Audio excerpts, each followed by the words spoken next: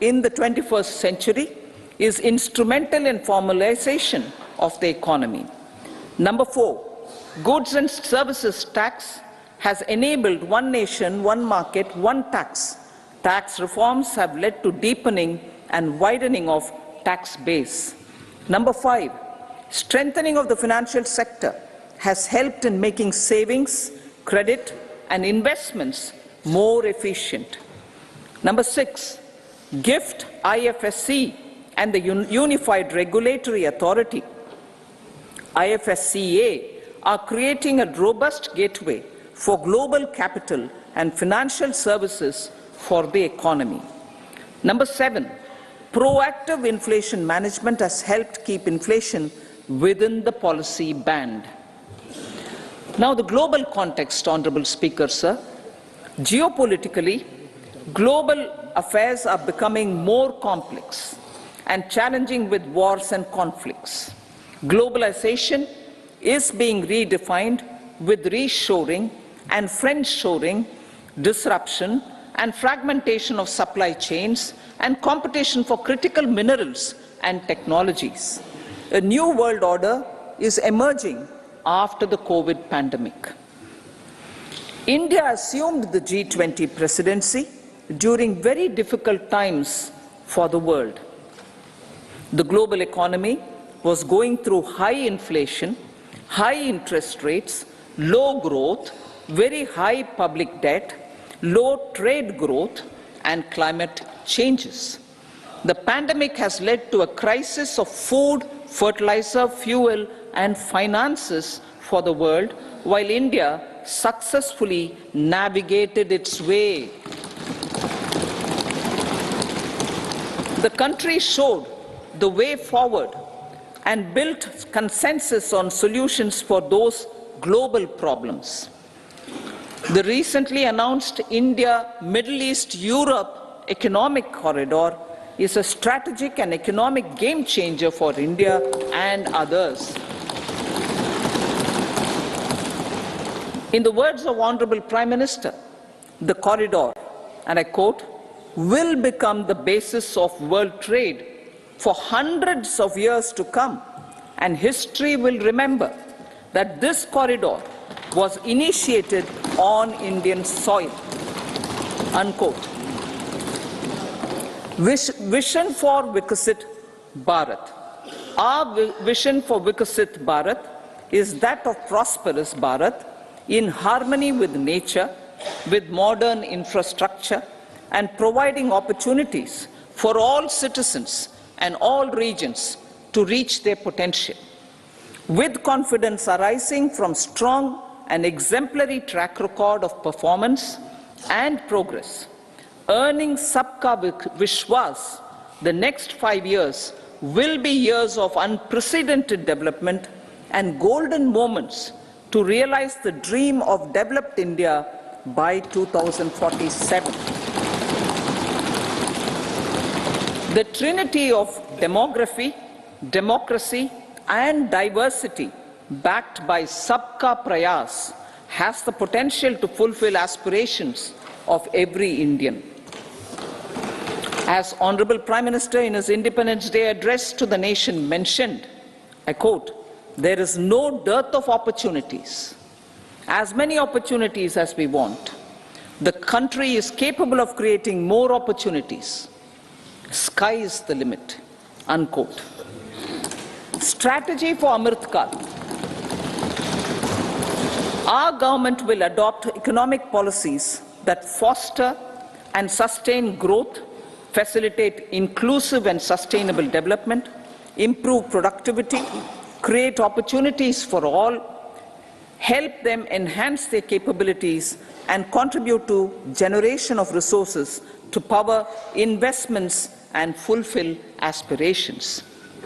Guided by the principle, reform, perform, and transform, the government will take up next generation reforms and build consensus with the states and stakeholders for effective implementation.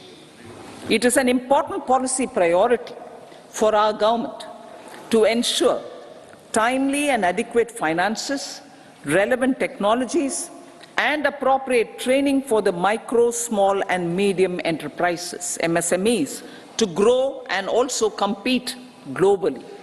Orienting the regulatory environment to facilitate their growth will be an important element of this policy mix. Aligning with the Panchamrit goals, our government will facilitate sustaining high and more resource-efficient economic growth. This will work towards energy security in terms of availability, accessibility, and affordability. For meeting the investment needs, our government will prepare the financial sector in terms of size, capacity, skills, and regulatory framework. Aspirational Districts Program. Our government stands ready to assist the states in faster development of aspirational districts and blocks, including generation of ample economic opportunities. Development of the East. Our government will pay utmost attention to make the eastern region and its people a powerful driver of India's growth. PM Awas Yojana Gramin. Despite the challenges due to COVID, implementation of PM Awas Yojana Gramin continued, and we are close to achieving the target of 3 crore houses. 2 crore more houses will be taken up in the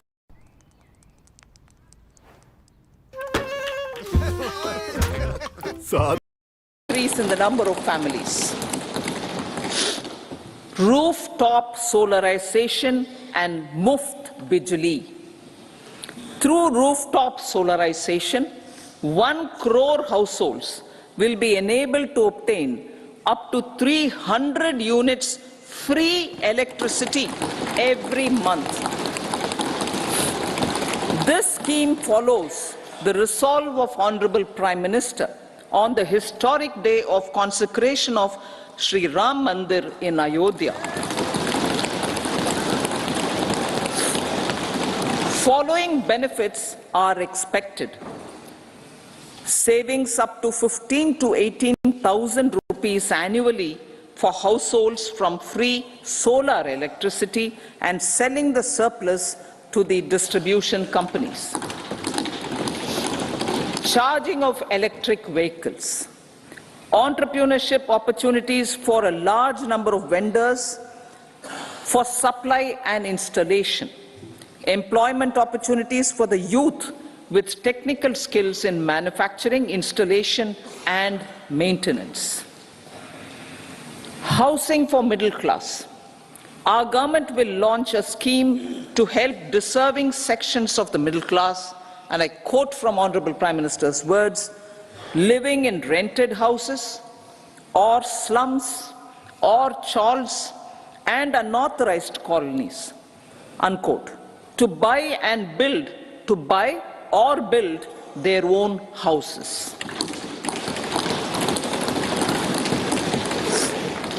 Medical colleges. Several youth are ambitious to get qualified as doctors. They aim to serve our people through improved healthcare services.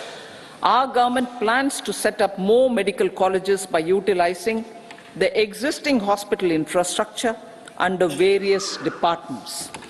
A committee for this purpose will be set up to examine the issues and make relevant recommendations. Cervical cancer vaccination. Our government will encourage vaccination for girls in the age group of 9 to 14 years for prevention of cervical cancer. Maternal and child health care. Various schemes for maternal and child care will be brought under one comprehensive program for synergy in implementation. Upgradation of Anganwadi centers under Saksham Anganwadi and Poshan 2.0 will be expedited for improved nutrition delivery, early childhood care and development. The newly designed You Win platform for managing immunization and intensified efforts of Mission Indradhanush will be rolled out expeditiously throughout the country. Ayushman Bharat. Healthcare cover under Ayushman Bharat scheme will be extended to all ASHA workers, to all Anganwadi workers and helpers. Agriculture and food processing. The efforts of value addition in agriculture sector and boosting farmers' incomes will be stepped up. Pradhan Mantri Kisan Sampada Yojana has benefited 38 lakh farmers and generated 10 lakh employment. Pradhan Mantri Formalization of Micro Food Processing Enterprises Yojana has assisted 2.4 lakh SHGs and 60,000 individuals with credit linkages. Other schemes are complementing the efforts for reducing post-harvest losses and improving productivity and incomes. For ensuring faster growth of the sector, our government will further promote private and public investment in post-harvest activities, including aggregation, modern storage, efficient supply chains, primary and secondary processing and marketing and branding. Nano DAP. After the successful adoption of nano urea, application of nano DAP on various crops will be expanded in all agroclimatic zones. Atmanirbhar Oilseeds Abhiyan. Building on the initiative announced in 2022, a strategy will be formulated to achieve Atmanirbharta for oil seeds such as mustard, groundnut, sesame, soya bean, and sunflower. This will cover research for high-yielding varieties, widespread adoption of modern farming techniques, market linkages, procurement, value addition, and crop insurance. Dairy development. A comprehensive program for supporting dairy farmers will be formulated. Efforts are already on to control foot and mouth disease. India is the world's largest milk producer with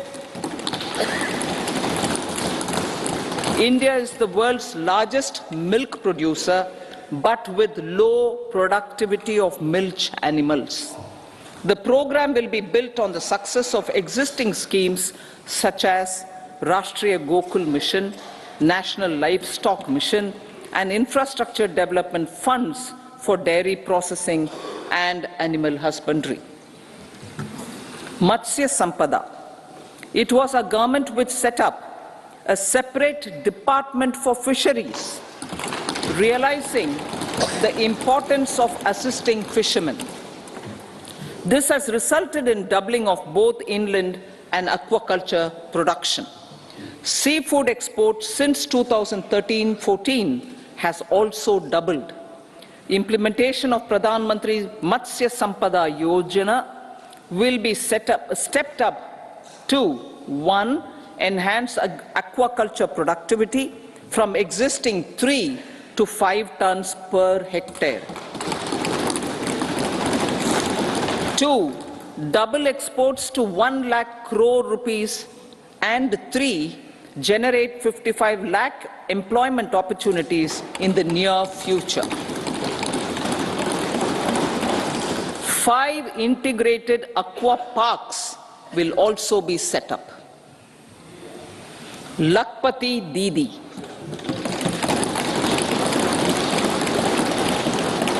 83 lakh SHGs.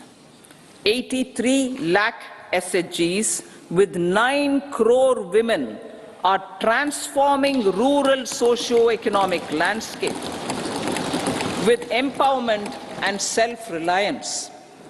Honorable Speaker said, their success has assisted nearly 1 crore women to become Lakpati Didi already. They are an inspiration to others. Their achievements will be recognized through honoring them. Buoyed by the success, it has been decided to enhance the target for Lakpati Didi from 2 crores to 3 crores.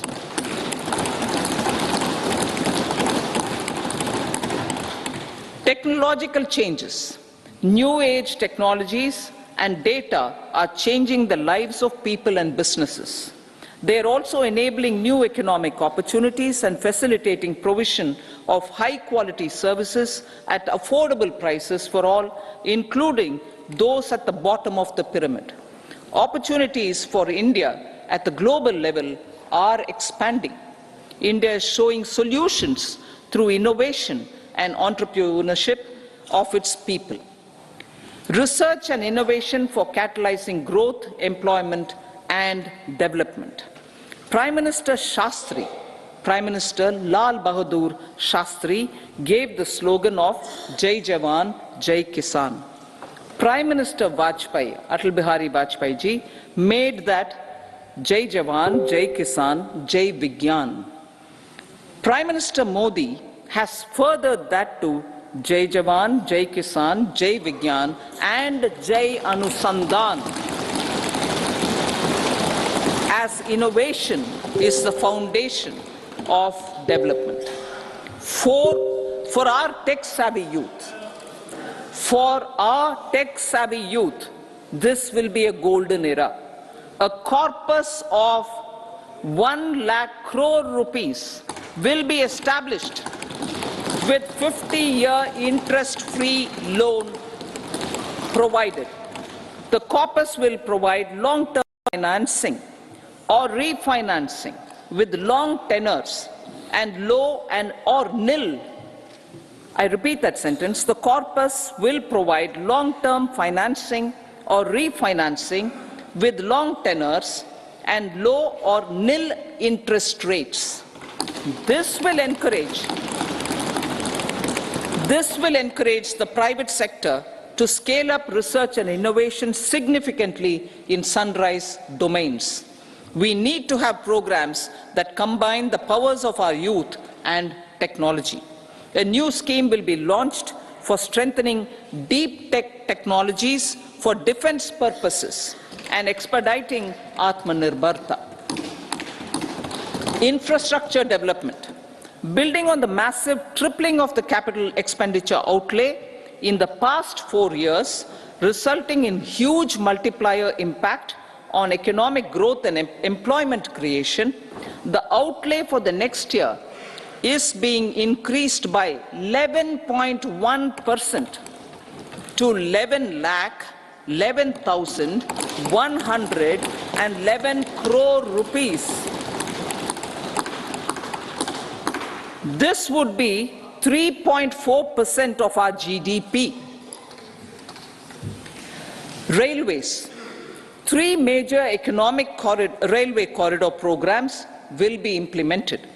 These are Energy, Mineral and Cement Corridor, number 2, Port Connectivity Corridors, and number 3, High Traffic Density Corridors. The projects have been identified under the PM Gati Shakti for enabling multimodal connectivity. They will improve logistics efficiency and reduce cost. The resultant decongestion of the high traffic corridors will also help in improving operations of passenger trains, resulting in safety and higher travel speed for passengers. Together with dedicated freight corridors, these 3 economic corridor programs will accelerate our GDP growth and reduce logistic costs.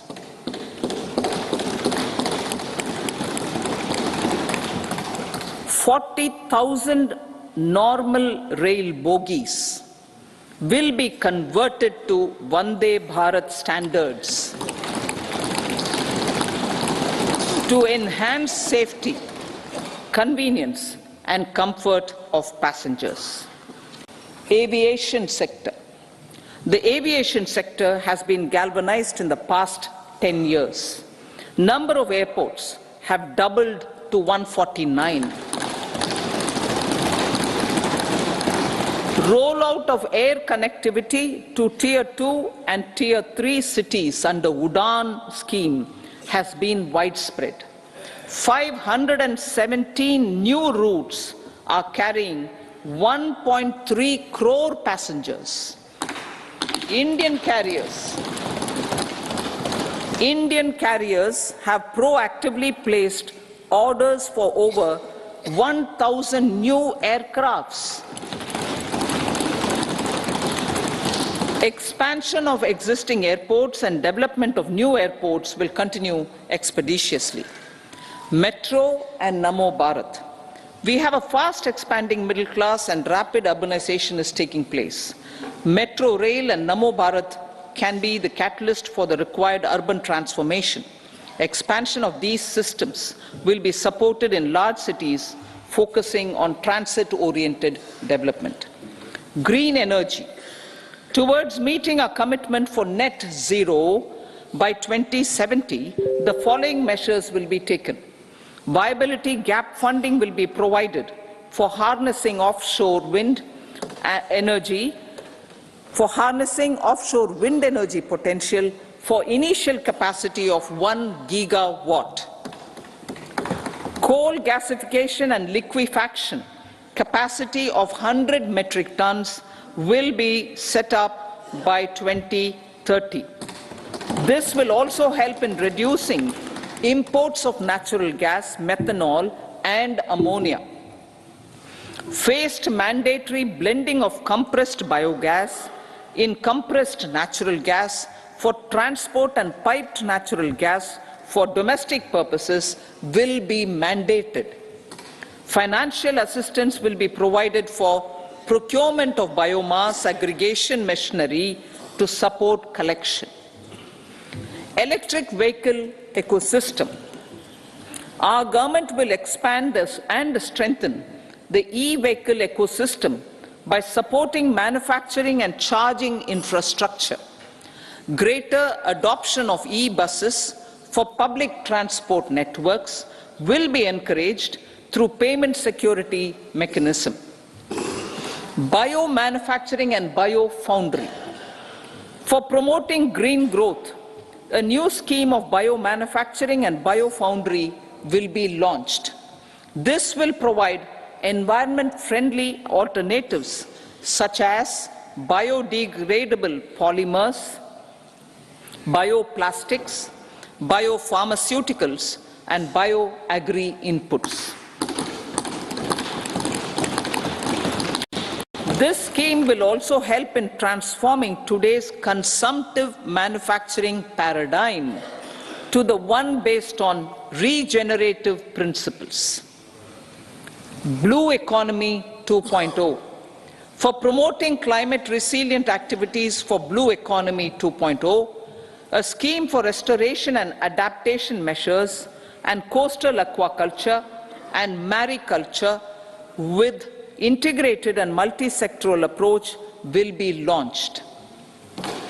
Comprehensive development of tourist centers. The success of organizing G20 meetings in 60 places presented diversity of India to global audience. Our economic strength has made the country an attractive destination for business and conference tourism. Our middle class also now aspires to travel and explore. Tourism, including spiritual tourism, has tremendous opportunities for local entrepreneurship. States will be encouraged to take up comprehensive development of iconic tourist centers, branding and marketing them at global scale. A framework for rating of the centers based on quality of facilities and services will be established. Long-term interest-free loans will be provided to states for financing such development on matching basis. To address the emerging fervor for domestic tourism, Honorable Speaker, sir, projects for port connectivity, tourism infrastructure, and amenities will be taken up on our islands, including Lakshadweep. This will help in generating employment also. Promoting investments.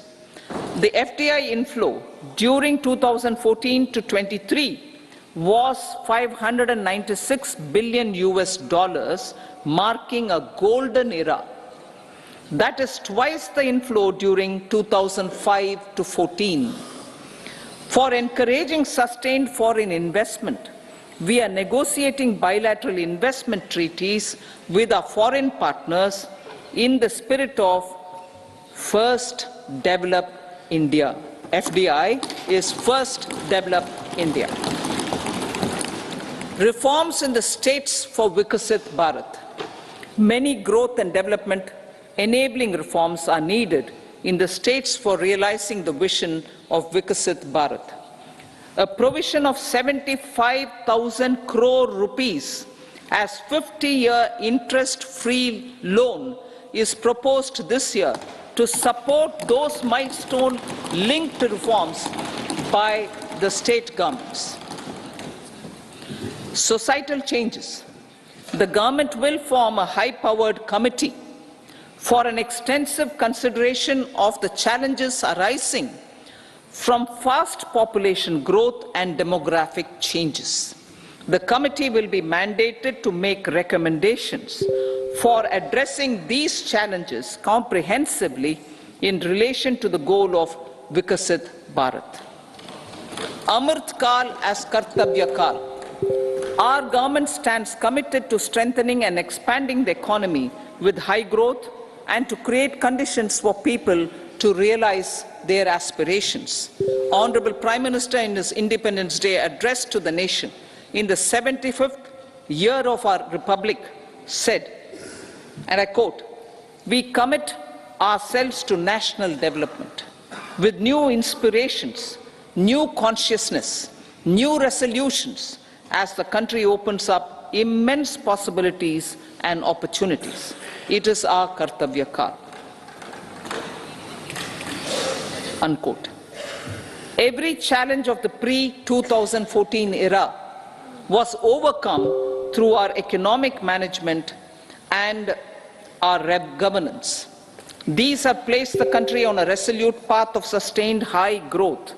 This has been possible through right policies, true intentions, and appropriate decisions.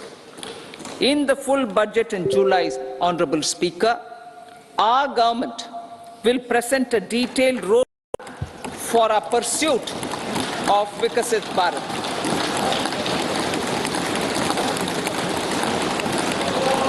Revised estimates of 2023-24. The revised estimate of the total receipts other than borrowings is 27.56 lakh crores of rupees, of which the tax receipts are 23.24 lakh crore rupees. The revised estimate of total expenditure is 44.90 lakh crore rupees. The revenue receipts at 30.03 lakh crore rupees are expected to be higher than the budget estimate, reflecting strong growth momentum and formalization in the economy. The revised estimate of the fiscal deficit is 5.8% of GDP, improving on the budget estimate, notwithstanding moderation in the nominal growth estimates. Budget estimates for 2024-25. Coming to the year 2024-25, the total receipts other than borrowings and total expenditure are estimated at 30.80 and 47.66 lakh crore rupees respectively. The tax receipts are estimated at 26.02 lakh crore rupees.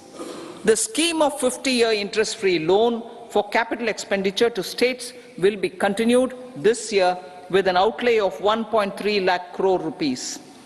We continue on the path of fiscal consolidation. As announced in my budget speech of 2021-22 to reduce fiscal deficit below 4.5% by 25-26.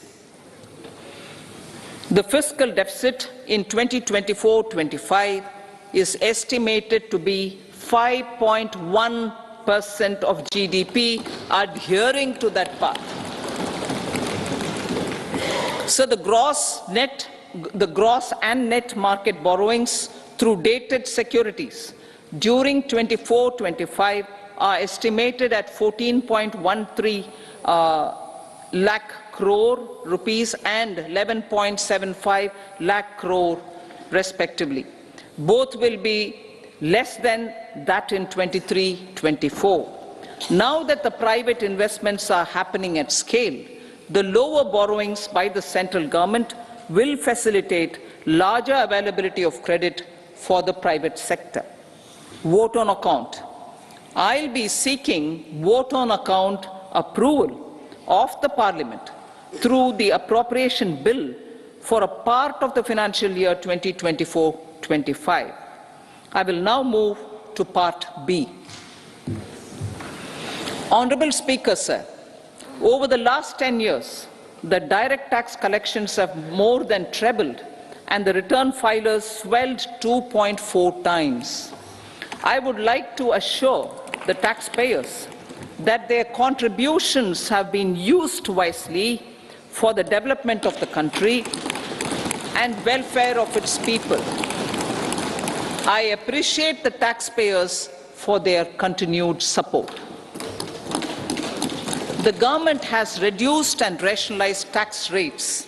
Under the new tax scheme, there is now no tax liability for taxpayers with income up to 7 lakh rupees, up from 2.2 lakh rupees in the financial year 2013-14. The threshold for presumptive taxation for retail businesses was increased from 2 crores to 3 crores. Similarly, the threshold for professionals eligible for presumptive taxation was increased from 50 lakh rupees to 75 lakh rupees.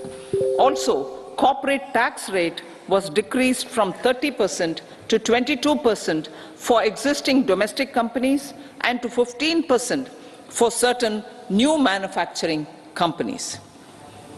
Honourable Speaker, sir, in the last 5 years, our focus has been to improve taxpayer services. The age-old jurisdiction-based assessment system was transformed with the introduction of faceless assessment and appeal, thereby imparting greater efficiency, transparency, and accountability.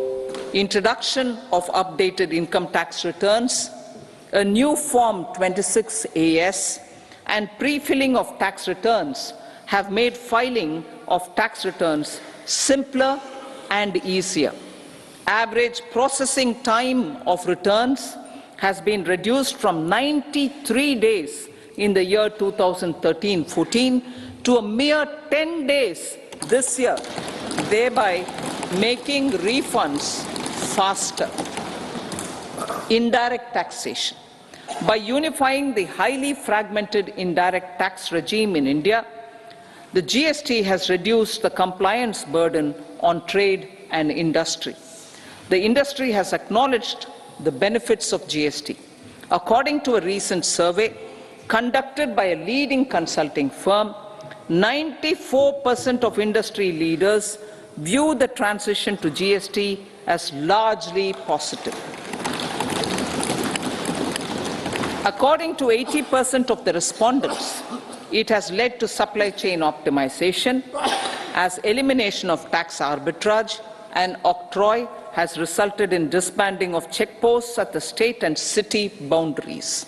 At the same time, tax base of GST more than doubled, and the average monthly gross GST collection has almost doubled to 1.66 lakh crores this year. States too have benefited. States' SGST revenue, including compensation released to states in the post-GST period of 2017-18 to 2022-23, has achieved a buoyancy of 1.22. In contrast, the tax buoyancy of state revenues from subsumed taxes in the pre-GST four-year period of 2012-13 to 2015-16 was a mere 0.72. The biggest beneficiaries are consumers, as reduction in logistic cost and taxes have brought down prices of most goods and services. We have taken a number of steps in customs to facilitate international trade. As a result, the import release time declined by 47% to 71 hours at inland container depots, by 28% to 44 hours at air cargo complexes, and by 27% to 85 hours at seaports over the last 4 years since 2019, when the national time release studies were first started. Tax proposals. As for tax proposals, in keeping with the convention, I do not propose to make any changes relating to taxation and propose to retain the same tax rates for direct and indirect taxes, including import duties. However, certain tax benefits to startups and investments made by sovereign wealth or pension funds, as also tax exemption on certain income of some IFSC units, are expiring on 31/3/2024. To provide continuity in taxation, I propose to extend the date to 31/3/2025. Moreover, in line with the government's vision to improve ease of living and ease of doing business, I wish to make an announcement to improve taxpayer services. There are a large number of petty, non-verified, non-reconciled, or disputed direct tax demands, many of them dating as far back as 1962, which continue to remain on the books, causing anxiety to honest taxpayers and hindering refunds of subsequent years. Honorable Speaker, sir, I propose to withdraw such outstanding direct tax demands up to 25,000 rupees pertaining to the period up to financial year 2009-10 and up to 10,000 rupees for financial years 2010-11 to 2014-15. This is expected to benefit about 1 crore taxpayers. 1 crore taxpayers would benefit out of this. Economy then and now. In 2014, when our government assumed the reins, the responsibility to mend the economy step by step and to put the governance systems in order was enormous. The need of the hour was to give hope to the people, to attract investments, and to build support for the much-needed reforms. The government did that successfully, following a strong belief of nation first. The crisis of those years has been overcome, and the economy has been put firmly on a high, sustainable growth path with all-round development. It is now appropriate to look at where we were then. I repeat, it is now appropriate to look at where we were then till 2014 and where we are now, only for the purpose of drawing lessons from the mismanagement of those years.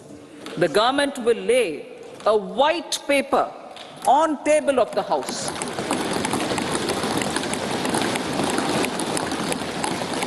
The exemplary track record of governance, development and performance, effective delivery and Jan Kalyan has given the government trust, confidence and blessings of the people to realize whatever it takes. The goal of Vikasit Bharat, with good intentions, true dedication and hard work in the coming years and decades. With this, Honorable Speaker, I commend the interim budget to this august House. Jai Hind.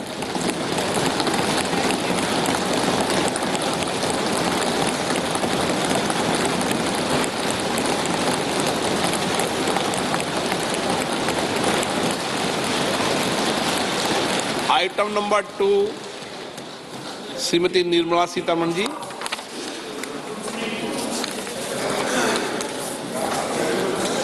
Sir, with your permission, I rise to lay on the table the following statements under Section 3(1) of the Fiscal Responsibility and Budget Management Act 2003, Medium-Term Fiscal Policy cum Fiscal Policy Strategy Statement and Macroeconomic Framework Statement. Item number 3, Srimati Nirmala Sitharaman ji. Sir, with your permission, I rise to move for leave to introduce the Finance Bill 2024. प्रश्न ये है कि विधेयक को पुनर्स्थापित करने की अनुमति प्रदान की जाए। जो सदस्य इसके पक्ष में हाँ कहें, जो सदस्य विरोध में ना कहें। मेरे विचार में निर्णय हाँ वालों के पक्ष हुआ, हाँ वालों के पक्ष हुआ। माननीय मंत्री जी विधेयक को पुनर्स्थापित करें। Sir, I introduce the bill. सभा की कार्रवाई शुक्रवार दिनांक 2 फरवरी 2024 को प्राप्त 11 बजे तक के लिए स्थगित की जाती है।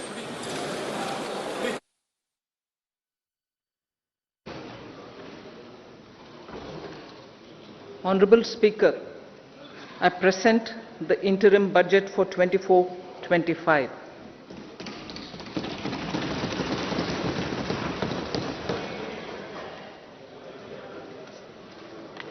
The Indian economy has witnessed profound positive transformation in the last 10 years.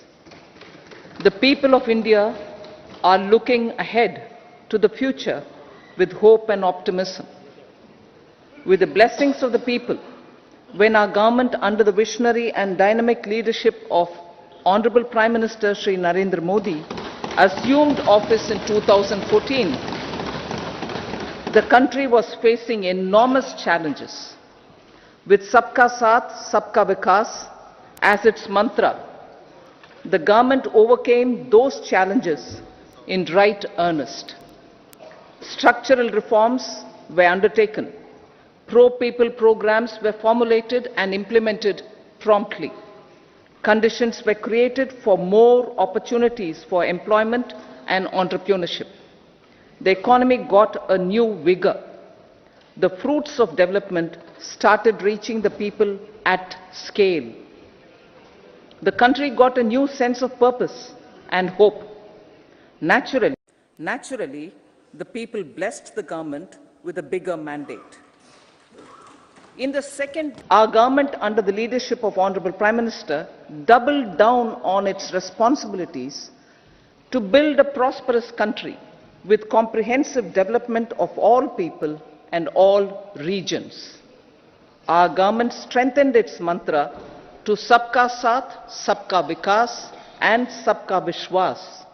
Our development philosophy covered all elements of inclusivity, namely social inclusivity through coverage of all strata of the society and geographical inclusivity through development of all regions of the country.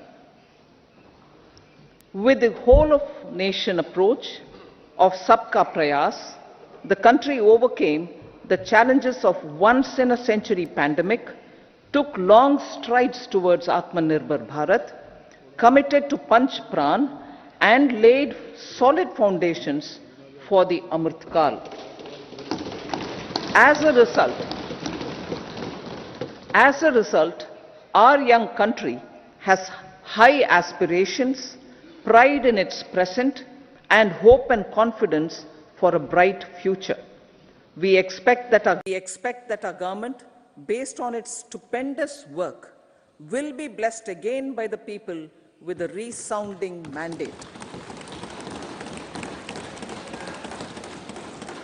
Inclusive development and growth. Our humane and inclusive approach to development is a marked and deliberate departure from of provisioning up to village level. Development programs were thus provisioned.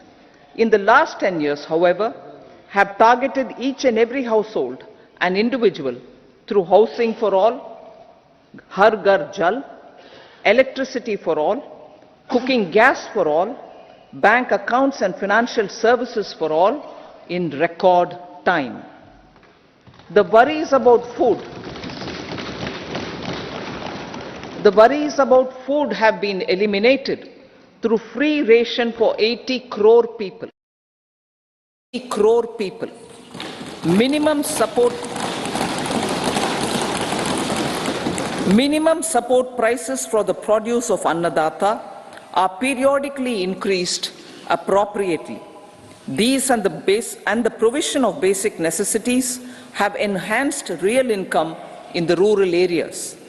Their economic needs could be addressed, thus spurring growth and generating jobs. Social justice. Our government is working with an approach to development that is all-round, all-pervasive and all-inclusive. Sarvangin, Sarvasparshi or Sarvasamaveshi. It covers all castes and people at all levels. We are working to make India a Vikasit Bharat by 2047.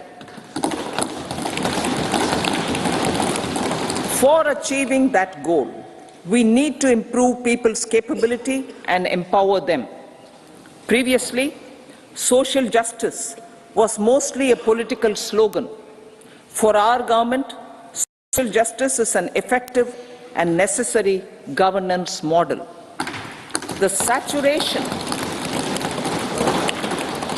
saturation approach of covering all eligible people is the true and comprehensive achievement of social justice. This is secularism in action, reduces corruption, and prevents nepotism, prevents Bhai Bhatijawad. There is transparency and assurance that benefits are delivered to all eligible people. The resources are distributed fairly. All, regardless of their social standing, get access to opportunities. We are addressing systemic inequalities that had plagued our society. We focus on outcomes and not on outlays, so that the social economic transformation is achieved. As our Prime Minister firmly believes, we need to focus on 4 major castes. They are Garib, Mahilaye, Yuva and Annadata. Their needs, their aspirations and their welfare are our highest priority. The country progresses when they progress. All 4 require and receive government support in their quest to better their lives. Their empowerment and well-being will drive the country forward. Garib Kalyan, Desh Ka Kalyan. We believe in empowering the poor. The earlier approach of tackling poverty through entitlements had resulted in very modest outcomes. When the poor became empowered partners in the development process, government's power to assist them also increases manifold. With the pursuit of Sabka Saath, in these 10 years, the government has assisted 25 crore people to get freedom from multi-dimensional poverty. Our government's efforts are now getting synergized with energy and passion of such empowered people. This is truly elevating them from poverty. Direct benefit transfer of 34 lakh crore rupees from the government using PM Jan Dhan accounts has led to savings of 2.7 lakh crores of rupees for the government. This savings has been realized through avoidance of leakages prevalent earlier. The savings have helped in providing more funds for Garib Kalyan. PM Swanidhi has provided credit assistance to 78 lakh street vendors. From that total of 78 lakh street vendors, 2.3 lakh have received credit for the third time. PM Janman Yojana reaches out to the particularly vulnerable tribal groups who have remained outside the realm of development so far. PM Vishwakarma Yojana provides end-to-end support to artisans and craftspeople engaged in 18 trades. The schemes for empowerment of Divyangs and transgender persons reflect firm resolve of our government to leave no one behind. Welfare of Annadata. Farmers are our Annadata. Every year under PM Kisan Samman Yojana, direct financial assistance is provided to 11.8 crore farmers, including marginal and small farmers. Crop insurance is given to 4 crore farmers under PM Fasal Bima Yojana.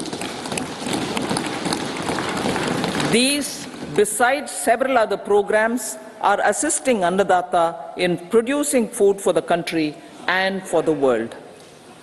Electronic National Agricultural Market has integrated 1,361 mandis and is providing services to 1.8 crore farmers with trading volume of 3 lakh crores of rupees.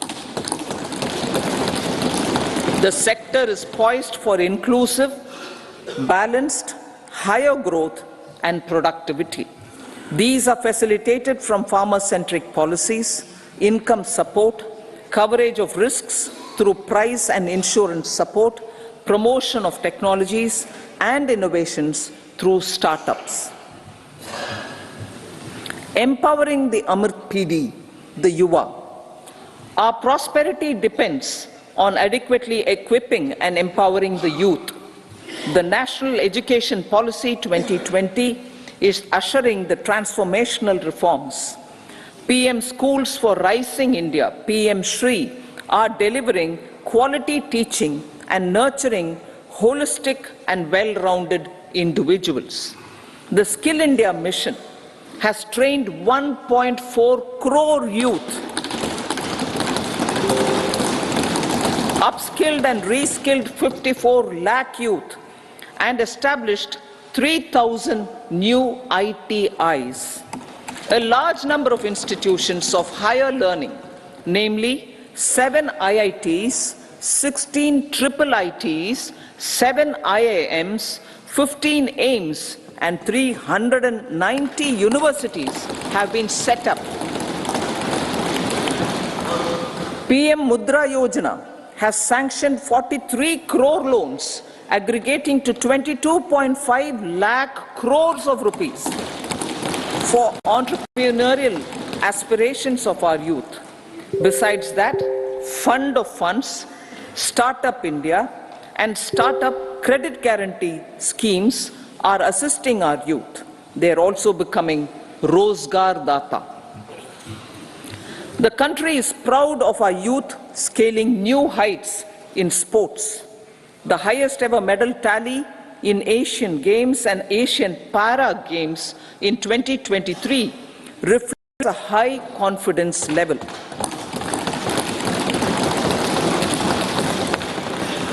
Chess prodigy and our #1 ranked player Pragyananda put up a stiff fight against the reigning world champion Magnus Carlsen in 2023. Today, India has over 80 chess grandmasters compared to little over 20 in 2010. Momentum for Nari Shakti. The empowerment of women through entrepreneurship, ease of living, and dignity for them has gained momentum in these 10 years. 30 crore Mudra Yojana loans have been given to women entrepreneurs. Female enrollment in higher education has gone up by 28% in 10 years. In STEM courses, girls and women constitute 43% of enrollment, one of the highest in the world. All these measures are getting reflected in the increasing participation of women in workforce. Making triple talaq illegal, reservation of 1/3 seats for women in the Lok Sabha and state assemblies, and giving over 70% houses under PM Awas Yojana in rural areas to women, and giving over 70% houses under PM Awas Yojana in rural areas to women as sole or joint owners have enhanced their dignity. Exemplary track record of governance, development and performance.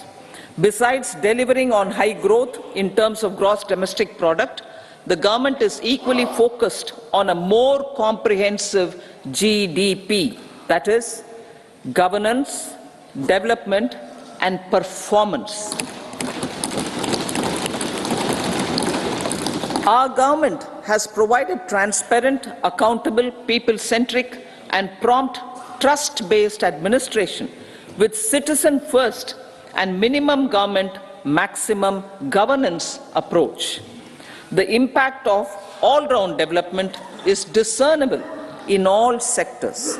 There is macroeconomic stability, including in the external sector. Investments are robust. The economy is doing well.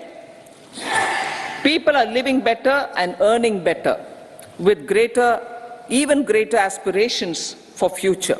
Average real income of the people has increased by 50%. Inflation is moderate.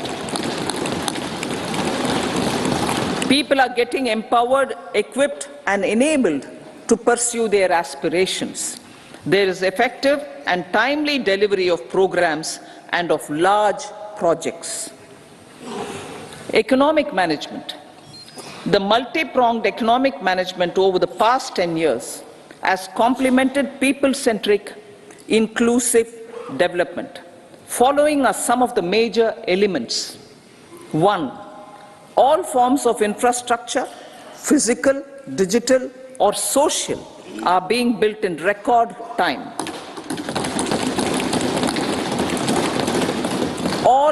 Number 2, all parts of the country are becoming active participants in economic growth. Number 3, digital public infrastructure, a new factor of production in the 21st century, is instrumental in formalization of the economy. Number 4, goods and